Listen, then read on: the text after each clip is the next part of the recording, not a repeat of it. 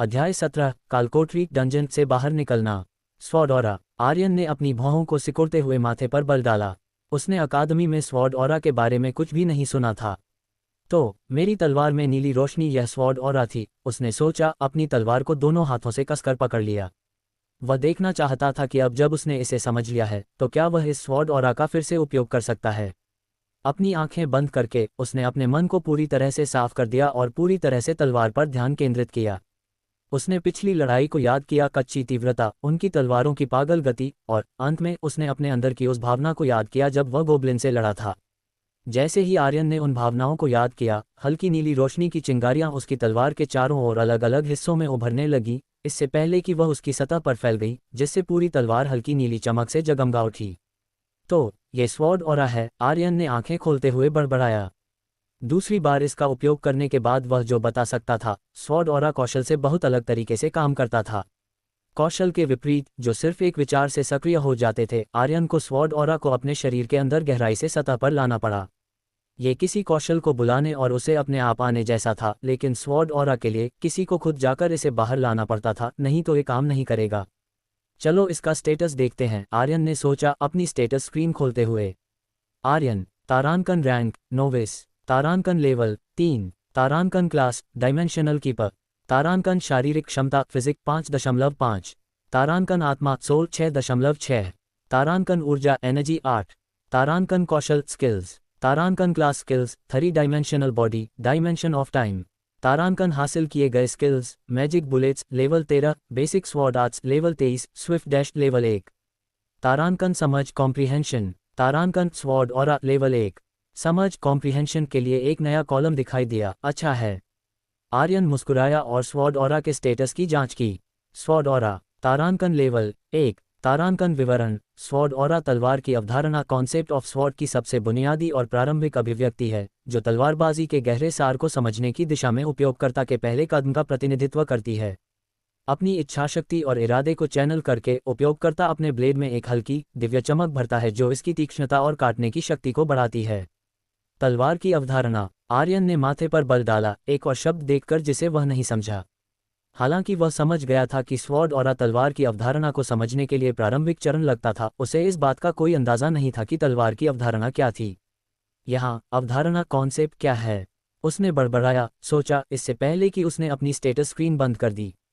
ऐसा लगता है कि मुझे जल्दी से एक गिल्ड में शामिल होने की ज़रूरत है, उसने सोचा, ये जानते हुए कि केवल गिल्ड के पास ही अकादमी से ज़्यादा ज्ञान होगा। इसके बाद आर्यन ने बॉस मॉन्स्टर के ड्रॉप्स के चारों ओर देखा, उसकी नज़र उसी चीज़ पर पड़ी जिसे वह खोजने की उम्मीद कर रहा था। यह एक कौशल स्क्रॉल था। उसने इसे उठाया और उस पर लिखा नाम पढ़ा, फ्लरी स्ट्राइक रेयर। यह एक रेयर रैंक कौशल है।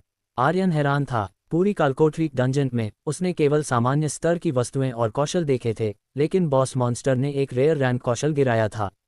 हे, आर्यन मुस्कुराया, लेकिन उसने तुरंत कौशल नहीं सीखा। वह पहले बॉस के कमरे के दरवाजे पर गया और उसे छुआ। दरवाज़ा खुला, जिसमें टोनी, एलेक्स और जय के चिंतित चेहरे दिखाई दिए। आर्यन, तुम्हें इतनी देर क्यों लगी? जैसे ही आर्यन बॉस के कक्ष से बाहर आया, टोनी ने पूछा। आर्यन व्यंग्यात्मक रूप से मुस्कुराया। वह ये कैसे समझा सकता था कि वह कालकोठरी डंजन के बॉस मॉन्स्टर के साथ एक मज़ेदार लड़ाई कर रहा था। वे शायद सोचेंगे कि वह पागल हो गया है। आर्यन, तुम्हें एक स्पष्टीकरण देना है, एलेक्स ने कहा, उसकी अभिव्यक्ति गंभीर थी।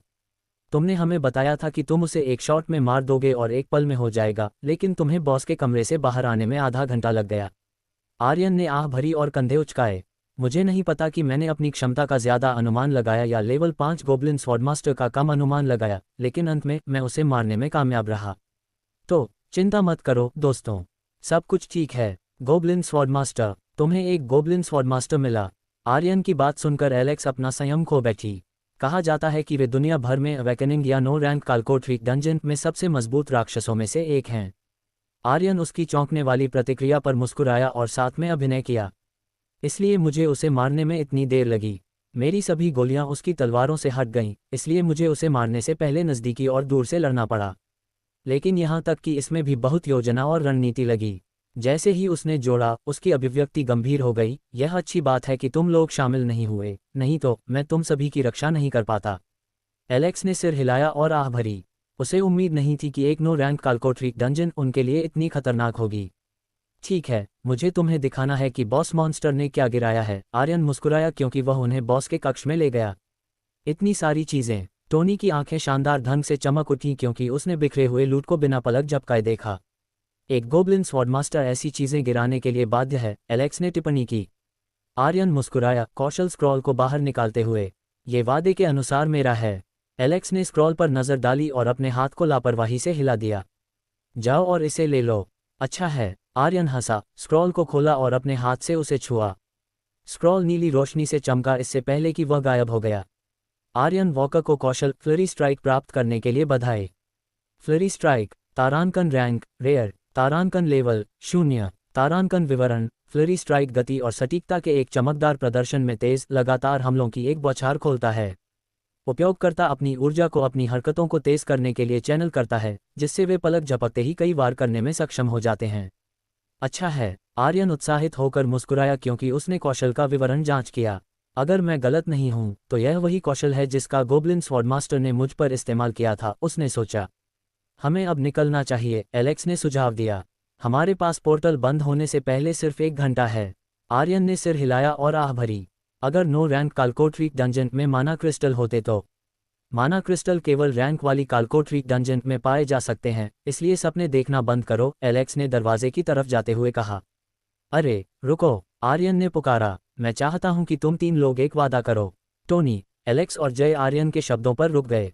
मुझे पता है कि तुम चाहते हो कि हम तुम्हारी ताकत के बारे में चुप रहें, तो चिंता मत करो। हम चुगली नहीं करने वाले हैं, एलेक्स ने मुस्कुराते हुए कहा। हाँ, अच्छा, आर्यन मुस्कुराया और उन सभी को गले लगाया। अब चलो इस कालकोट्रीक डंजन को छोड़ दें। अध्याय 18, क्या किसी गिल्ड में शामिल होना है। पोर्टल के बाहर कालकोठरी में गए बच्चों के कई माता पिता और अभिभावक अकादमी के कर्मचारियों और सेना के साथ उनके लौटने का बेसब्री से इंतजार कर रहे थे। अचानक बच्चे एक एक करके पोर्टल से बाहर निकलने लगे, जिससे इंतजार कर रही भीड़ ने राहत की सांस ली। वे आ गए, उन्होंने कर दिखाया। हमारे क्रेस्टफोर्ड शहर में शिकारी हंटर्स का एक और नया दल होगा। यह अच्छी बात है, लेकिन क्रेस्टफोर्ड शहर के शीर्ष गिल्ड शायद सबसे अच्छे लोगों को ले लेंगे। इस बार बहुत से प्रतिभाशाली लोग हैं, इसलिए मुझे लगता है कि हम ठीक रहेंगे। जब बच्चे एक के बाद एक कालकोठरी से बाहर आए तो लोग एक दूसरे को बधाई देने लगे। कुछ का मकसद उन्हें अपने गिल्ड में भर्ती करना था, जबकि अन्य उनसे संबंध स्थापित करना चाहते थे। हालांकि कुछ ऐसे भी थे जिन्हें अपने बच्चों के चेहरे पोर्टल से बाहर निकलते हुए नहीं दिखे। दुनिया भर की कालकोठरियों में मृत्यु दर ज्यादा थी, और भले ही एक नो रैंक कालकोठरी में जोखिम कम होता था, लेकिन सुरक्षा की गारंटी कभी नहीं थी। मृत्यु और चोटें कालकोठरी की खोज की एक ऐसी कड़वी सच्चाई थी जिससे बचा नहीं जा सकता था। आप सभी, होराइजन अकादमी के डीन प्रकाश तिवारी ने उनके सामने आकर बच्चों को संबोधित किया। आप सभी ने बहुत अच्छा किया। भले ही एक नो रैंक कालकोठरी ज्यादा मुश्किल नहीं होती, लेकिन यह आपका पहला कालकोठरी अभियान था और आपने इसे सफलतापूर्वक पूरा कर लिया। वह रुके और फिर अपनी बात जारी रखी। लेकिन जैसा कि आप सभी जानते हैं, आपके कुछ दोस्त और सहपाठी नहीं आ पाए। वे मर गए। ये कहना कठोर है, लेकिन रैंक वाली कालकोठरियों में मृत्यु दर नो रैंक कालकोठरियों की तुलना में कहीं ज्यादा होती है।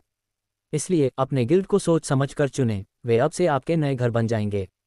बच्चों ने गंभीरता से सिर हिलाया। इसके तुरंत बाद विभिन्न गिल्ड्स के सदस्यों ने उन्हें घेर लिया। आर्यन मॉर्गन, हमारे क्रेसेंट फायर गिल्ड में शामिल हो जाओ। ये तुम्हारे जैसे प्रतिभाशाली लोगों के लिए सबसे अच्छा है। नहीं, हमारे वेव विजर्ड्स गिल्ड में शामिल हो जाओ। ये शहर का सबसे अच्छा गिल्ड है। वेस्टेरिया गिल्ड युद्ध में माहिर है। हमसे जुड़ो और हम तुम्हें बहुत से लाभ देंगे। यदि तुम हमारे 100 वाइल्ड गिल्ड में शामिल होते हो तो हम तुम्हें हर महीने 100 मन क्रिस्टल देंगे। सिर्फ 100। यदि तुम हमारे वॉलॉक गिल्ड में शामिल होते हो तो हम तुम्हें हर महीने 300 मन क्रिस्टल देंगे। क्रेस्टफोर्ड शहर के शीर्ष गिल्ड्स ने प्रतिभाशाली लोगों के समूह को घेर लिया था, जिनमें से सभी आर्यन का ध्यान खींचने की कोशिश कर रहे थे। आर्यन ने व्यंग्यात्मक ढंग से मुस्कुराया और चारों ओर देखा क्योंकि भीड़ ने उसे घेर लिया था। इस तरह का व्यवहार सिर्फ उसके साथ ही नहीं हो रहा था, पोर्टल से बाहर आने वाले हर बच्चे का ऐसे ही उत्साह से स्वागत किया जा रहा था, लेकिन उसके चारों ओर सबसे ज्यादा भीड़ थी। क्या मैं कुछ कह सकता हूँ? आर्यन ने पूछा। बेशक तुम कह सकते हो। उसके सामने एक छोटा गोलाकार उपकरण मुट्ठी के आकार का हवा में तैर रहा था। उसमें से एक आवाज निकली। यह एक 2 वे माइक्रोफोन है। जो कुछ भी तुम कहना चाहते हो कहो। आर्यन मुस्कुराया और बोला, वास्तव में मैंने कालकोठरी में इतना अच्छा नहीं किया। टोनी ही था जिसने सभी का समर्थन किया और बॉस मॉन्स्टर को मारा। उसके बिना यह एक बहुत ज्यादा मुश्किल चुनौती होती। आर्यन के शब्दों पर सभी हक्के बक्के रह गए। यहाँ तक कि टोनी भी हैरान था, आर्यन को अचानक ऐसा बकवास करने के लिए मन ही मन कोस रहा था। उसने आर्यन को सवालिया नज़रों से देखा। आर्यन मुस्कुराया और टोनी के बगल में खड़ी एलेक्स को आंख मारी। एलेक्स ने आह भरी, आर्यन के इरादे को समझते हुए। उसने भी एक वैसा ही माइक्रोफोन लिया और कहा, ये सच है। इस कालकोठरी का MVP टोनी है। उसके बिना हम इसे इतनी जल्दी और प्रभावी ढंग से साफ नहीं कर पाते। उसके बयान से भीड़ में हैरानी की लहर दौड़ गई। अगर आर्यन के शब्द ज्यादातर लोगों के लिए अविश्वसनीय लग रहे थे, तो एलेक्स के शब्दों का वजन था। जनरल एल्विन रॉबर्ट्स की बेटी होने के नाते उसकी राय की काफ़ी अहमियत थी। एलेक्स, तुम क्या कह रही हो? टोनी ने बेचैनी से फुसफुसाया। बस बहते जाओ, आर्यन तुम्हें अपना मौका दे रहा है, इसे बर्बाद मत करो, एलेक्स ने धीरे से जवाब दिया, हालांकि उसके शब्दों का टोनी पर बहुत ज्यादा प्रभाव पड़ा। तुम पर लानत है, आर्यन। टोनी ने मन ही मन दांत पीसते हुए उसे कोसा। वह एलेक्स के इशारे को समझ गया था, आर्यन उसके लिए अपना मौका छोड़ रहा था। हालांकि उसे यह अनुचित लगा, लेकिन वह इस हाव भाव से इनकार नहीं कर सका। तुम क्यों हिचकिचा रहे हो? एलेक्स ने फिर से फुसफुसाया। ये तुम्हारा मौका है। आर्यन वैसे भी कोर क्षेत्र में किसी गिल्ड में शामिल हो जाएगा, इसलिए उसके बलिदान को बर्बाद मत होने दो। टोनी को सच्चाई का एहसास हुआ और उसका संकोच दूर हो गया। मैं उसका बहुत ज्यादा एहसानमंद हूँ। उसने भीड़ की ओर ध्यान दिया, उसके चेहरे पर हल्की सी मुस्कान थी। आर्यन और एलेक्स की बात मत सुनो। मैंने तो बस वही किया जो उस समय सबसे अच्छा लगा, टोनी ने स्पष्ट रूप से कहा, न तो उनके दावों की पुष्टि की और न ही इनकार किया। टोनी, क्या तुम हमारे वेस्टेरिया गिल्ड में शामिल होने के लिए तैयार हो? नहीं, हमारे क्रेसेंट फायर गिल्ड में शामिल हो जाओ। ये तुम्हारे लिए सबसे अच्छा है। गिल्ड के सदस्य, जिन्होंने पहले आर्यन को घेर लिया था, अब टोनी पर ध्यान देने लगे, जिससे आर्यन अकेला रह गया। आर्यन ने राहत की सांस ली, ये जानते हुए कि उसने अपना लक्ष्य हासिल कर लिया था। उसके दिमाग में पहले से ही एक गिल्ड था जिसने इस भर्ती कार्यक्रम में अपने प्रतिनिधि नहीं भेजे थे। क्या तुम्हें इस पर यकीन है? एलेक्स ने उसके पास आकर पूछा। हाँ, आर्यन ने कहा, चहल पहल वाली भीड़ पर एक नज़र डालते हुए। मैं जल्द ही इन शकल छोड़ दूंगा। यह मौका किसी ऐसे व्यक्ति को देना बेहतर है जो इसका मुझसे ज़्यादा अच्छे से इस्तेमाल करेगा। एलेक्स ने सिर हिलाया और फिर पूछा, और तुम किस गिल्ड में शामिल होने की योजना बना रहे हो? आर्यन मुस्कुराया, वहीं तुम काम आओगी। मैं, इसका मुझसे क्या लेना देना? एलेक्स ने अपनी भौहें सिकुड़ी, फिर उसकी आंखें सिकुड़ गईं क्योंकि उसे सच्चाई का एहसास हुआ। तुम चाहती हो कि मेरे पिता इन शकल में शाखाओं वाले कोर क्षेत्र के गिल्ड में तुम्हारी सिफारिश करें? हमेशा की तरह समझदार, आर्यन ने सिर हिलाते हुए कहा। लेकिन तुम अभी उसके लिए बहुत कमज़ोर हो, एलेक्स ने जवाब दिया, उसकी भौहें और ज़्यादा सिकुड़ गईं। सिर्फ नोविस रैंक के चरम पर स्तर 10 वाले लोग ही सिफारिश के योग्य होते हैं, और तब भी उन्हें शहर में सबसे अच्छा होना पड़ता है। तुम्हें उसकी चिंता करने की ज़रूरत नहीं है, आर्यन ने आत्मविश्वास से कहा। बस अपने पिता से पूछो कि सिफारिशों के लिए मूल्यांकन कब और कहाँ होगा। एलेक्स ने सिकुड़ी हुई आंखों से आर्यन को देखा और फिर आह भरी। तुम्हारा आत्मविश्वास हमेशा मुझे हैरान कर देता है। वैसे तुम किस गिल्ड का लक्ष्य बना रहे हो? फीनिक्स ऑर्डर गिल्ड, आर्यन ने व्यंग्यात्मक ढंग से जवाब दिया। एलेक्स की आंखें सदमे से चौड़ी हो गईं। Phoenix order? क्या तुम्हारा दिमाग खराब हो गया है? वह पूर्वी क्षेत्र के सबसे मजबूत गिल्ड्स में से एक है। उनके भर्ती परीक्षण बहुत मुश्किल और क्रूर होने के लिए कुख्यात हैं। मुझे पता है, इसलिए मुझे तुम्हारी मदद की ज़रूरत है, आर्यन ने आह भरते हुए स्वीकार किया। मुझे उनके भर्ती परीक्षण में भाग लेने के लिए सिर्फ एक सिफारिश की ज़रूरत है, और क्रेस्टफोर्ड शहर के जनरल के तौर पर सिर्फ तुम्हारे पिता ही वह दे सकते हैं। एलेक्स का चेहरा गंभीर हो गया। मैं कुछ भी वादा नहीं कर सकती, लेकिन मैं अपने पिता से बात करूंगी और देखूंगी कि वे क्या कहते हैं।